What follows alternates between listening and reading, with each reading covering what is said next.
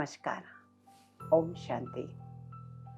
हम आज 21वीं सदी में जी रहे हैं, हम सब जानते हैं। लेकिन ये कहते हुए बहुत दुख हो रहा है कि 21वीं सदी में हम चल रहे हैं, चांद पर पहुंच गए, मंगल पे पहुंच गए, लेकिन ये पता नहीं कि घर में मंगल है या नहीं। कहने का तात्पर्य ये कि हमने बहुत बाहरी रूप से तरक्की कर ली, लेकिन आज भी कई अंधविश्वासों से हम जकड़े हुए हैं।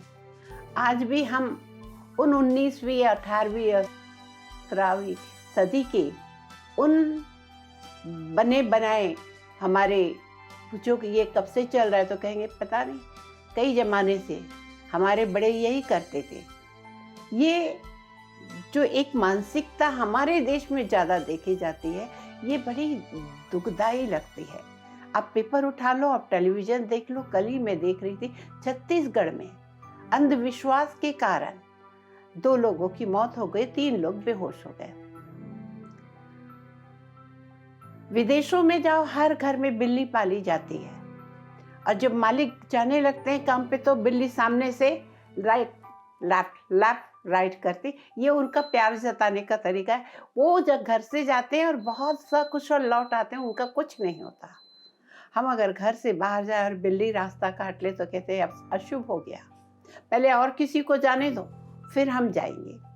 और ऐसे न जाने कितने कुकृत्य अभी भी हमारे से जुड़े हुए हैं। कई जंगलों में आज भी देवी के नाम पर इंसान की बलि चढ़ाई जाती है कि इंसान की बलि चढ़ाएंगे तो देवी खुश हो जाएगी, हमारे ऊपर कोई आपदा नहीं आएगी। लेकिन जिस इंसान की बलि चढ़ा रहे हैं, क्या उसके बारे में कभी सोचा? उसके परिवार के बारे में सोचा? कौन सा भगवान, कौन से माता पिता अपने दूसरे बच्चे को खुश देखने के लिए पहले बच्चे को जान से मारेंगे? भगवान की हम सब संतान हैं, हम थोड़ी किसी का बुरा कर सकते हैं। भगवान क्या खुश होगा? दुनिया में कहा जाता है अगर किसी माँ बाप को खुश करना है तो उनके बच्चे को प्यार करो, उनके बच्चे को खुश कर दो, तो माता पिता खुद ही खुश हो जाते हैं कि ये मेरे बच्चे को प्यार करता है। हम सब भी भगवान के बच्चे हैं। अगर औरों को हम खुश करते हैं, किसी को शुभ भावना रखते हैं, भगवान खुश होता है। ये मेरा लायक बच्चा है। 2 भाई आमने सामने रहा करते थे। बड़े भाई के घर के सामने रोज उनकी पत्नी जब सुबह उठती तो देखती कि एक नींबू और उसमें सिंदूर लगा हुआ। 1, 2, 4, 6, 8, 10 दिन हो गए। वो पति को रोज कहती कि कोई हम पर काला जादू कर रहा है, कोई हमारे घर के सामने नींबू में सिंदूर लगा के छोड़ जाता है।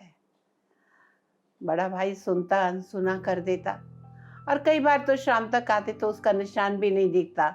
या तो वो झाड़ू पोछे जो सड़क पे लगाते वो हटा देते होंगे, या कोई गाड़ी उसके नीचे दब के वो हट जाता होगा। भाई ने कभी इस पर गौर नहीं किया। पत्नी और ज़्यादा उनसे शिकायत करने लगी। उनके पास कोई चारा नहीं था। वो कहने लगे हमारा तो कोई दुश्मन नहीं, हमने किसी का कुछ बिगाड़ा नहीं, कौन हमारे घर के सामने ये काला जादू करता होगा। और ठीक दरवाजे के सामने पड़ा होता था। दूसरा कोई उपाय नहीं था। बड़े भाई ने चुपके से रात में सीसीटीवी कैमरा लगा दिया ताकि सड़क पे कौन आ रहा है जा रहा है, उसके घर के पास आ रहा जा रहा है, वो देख सके और पता चल सके। दूसरे दिन पत्नी फिर उठी, उन्होंने फिर पति को बताया देखो वो नींबू और वो सिंदूर लगा नींबू पड़ा है। उसने कहा कि घबराओ नहीं, रात को सीसीटीवी लगा दिया था, किसी ने देखा नहीं, किसी को पता नहीं, आओ देखते हैं। और जब सीसीटीवी में उन्होंने देखा तो उनको आश्चर्य बहुत हुआ, क्योंकि वो कोई और नहीं, उनके छोटे भाई ने ही वहां पे रखा था। बड़े भाई ने बहुत दिल को कड़ा करके और कहा कि देखता हूँ, मैं पूछता हूँ। उनकी पत्नी तो कहने लगी मैं भी जाती हूँ, अभी मैं झगड़ा करूंगी कि तुम्हारा क्या हमने बिगाड़ा है, क्यों हमारे ऊपर काला जादू कर रहे हैं। पति ने बहुत समझाया, छोटे को मैं जाता हूँ, मैं बात करूंगा। सभ्य व्यक्ति था, संतुष्ट व्यक्ति था। वो छोटे के पास गया, छोटा वही दिखावा करके चरण स्पर्श किया, आओ आओ भैया और कैसे हैं। बड़ा भाई भी चुपचाप जैसे कुछ नहीं हुआ वैसे जो प्रश्न कर रहा था वो दे रहा। बड़े भाई ने बताया, बहुत दिनों से मेरे घर के पीछे बाहर कोई नींबू में सिंदूर लगा के छोड़ जाता है। ओ, छोटा भाई कहता, कौन कर सकता है भैया, आपका कौन दुश्मन हो सकता है। वही तो मैं सोच रहा हूँ। इतने में चाय भी आ गई। चाय भाई को पिलाई, इसने भी पिया। उसकी पत्नी भी हर बात ध्यान से सुन रही थी, लेकिन कहीं ना कहीं उसकी भी जान ऊपर नीचे हो रही थी। लेकिन उसको ये लगा कि इनको कहाँ से पता चलेगा। तब बड़े भाई को लगा कि ये तो कुछ बोलने से रहे। तब बड़े भाई ने फिर कहा कि छोटे, ये काम कौन कर सकता है, तू बता सकता है। बोले, भैया मैं कैसे बता सकता हूँ। बड़े ने कहा, क्यों झूठ बोल रहे हो, ये तुम ही तो रख के आते और अपने जेब से वो नींबू और सिंदूर जो लगा हुआ था निकाल के कागज की पुड़िया में रखा था, वो उसके सामने रख दिया। का बहुत दिनों से ये सिलसिला चल रहा था। तुम्हारी भाभी मेरे को रोज बोलती थी, लेकिन मेरे तो कभी सपने में भी नहीं ये मैंने सोचा था कि तुम ऐसा करोगे।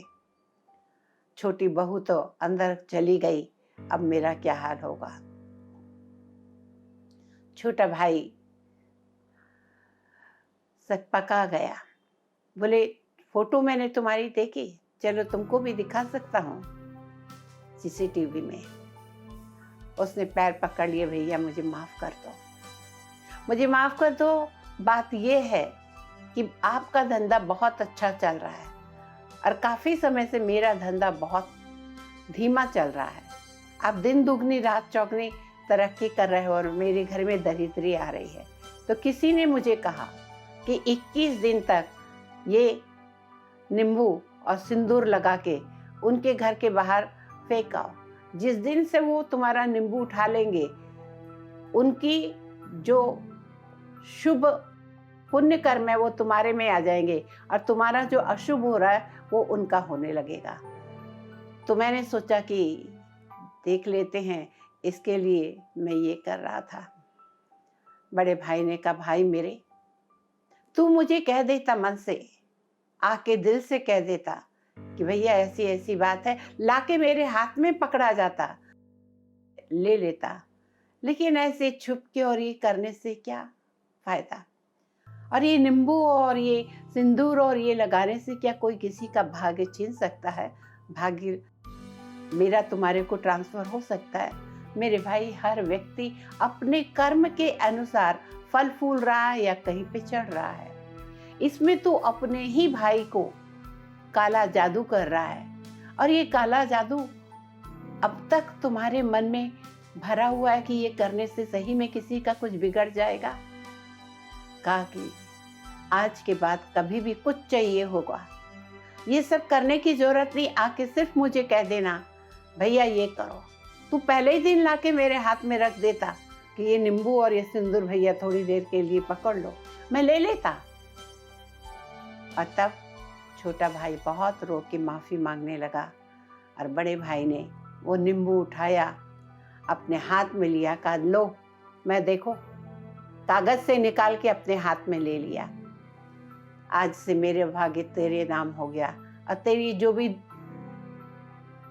परेशानी है वो दूर हो जाएगी, अगर तुझे लगता है तो। और तब बड़ा भाई, छोटा भाई भी रोने लगा। उसकी पत्नी आ गई, वो भी माफी मांगने लगी। कहने का तात्पर्य कि आज हम कौन से जीवन में इतनी तरक्की पे, इतनी उन्नति पे चल रहे हैं, लेकिन मन में आज भी, अभी आज सुना, कोई व्यक्ति पानी देता है और पानी से कैंसर ठीक हो जाता है। अगर पानी से कैंसर ठीक होने लगे, अगर झाड़फूड़ करने से बीमारी दूर हो जाए, तो सारी दुनिया के हॉस्पिटल बंद हो जाए। कहीं ना कहीं हमें अपने मन से ये अंधविश्वास को तोड़ के फेंकना होगा। ये जो हमारी परंपरा बोल के हम कहीं ना कहीं अपने आप को ठग रहे हैं। अगर मेरे बड़ों ने पहले गलती की तो वही गलती मैं भी करती रहूं? क्या गलती सुधारने का मुझे हक नहीं है? कि वो करते होंगे, उनकी सिचुएशन उस समय कुछ होगी, लेकिन आज तो हम जिनको देवता कहते थे, चांद देवता, मंगल देवता, वहाँ पे पैर रख के आ गए, पैर ही रख के आ गए, वहाँ पे प्लॉट ले रहे हैं, वहाँ पे कह रहे हैं कि होटल बनेगी, वहाँ पे घर बनेंगे। तो जब इंसान इतना तरक्की कर रहा है, जिनको देवता बोल रहे थे वहाँ पे रह के आ रहा है, 2-2 महीने, 3-3 महीने, 6-6 महीने, साल भर, तो इतनी उन्नति जब हम कर लिए, तो अब भी उन गलतियों को हम भी दोहराते रहे जो बड़े बुजुर्गों ने या हमारे पुरखों ने किया था। मैं समझती हूँ ये भ्रम फैलाने की स्थिति है, समाज में डर फैलाने की स्थिति है, अपनों को डराने की स्थिति है। और अगर हम किसी को डराते हैं, दूसरे को भ्रम में रखते हैं, दूसरे का अहित चाहते हैं, तो यकीन मानिए, लेकिन आपका हित जरूर होगा, क्योंकि इस दुनिया में हर वो चीज आपके पास लौट रही है जो आप दुनिया को दे रहे हैं। आशा करते हैं आपके मन में अगर कोई अंधविश्वास हो, आज से निकाल दें। इसी में हम सब की सफलता है, इसी में बुद्धिमानी है। नमस्कार, ओम शांति।